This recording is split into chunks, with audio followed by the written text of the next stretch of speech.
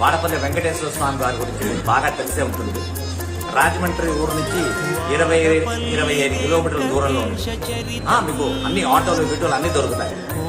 ఇక్కడ ప్రత్యేకత ఏమిటి అంటే ఈ దేవుడి తాలూకు ఈ వెంకటేశ్వర స్వామి దర్శనం చేసుకుని 7 మాటలు ప్రదక్షిణం చేసి 7 వారాలు వచ్చారు అంటే మీరు ఏ కోరిక అనుకుంటున్నారో అది 100% నెరవేరుతుంది.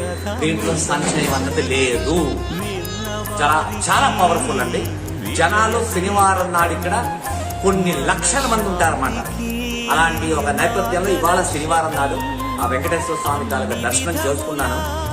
ఇంకో విషయం, ఇక్కడ అన్నదానం జరుగుతుందండి.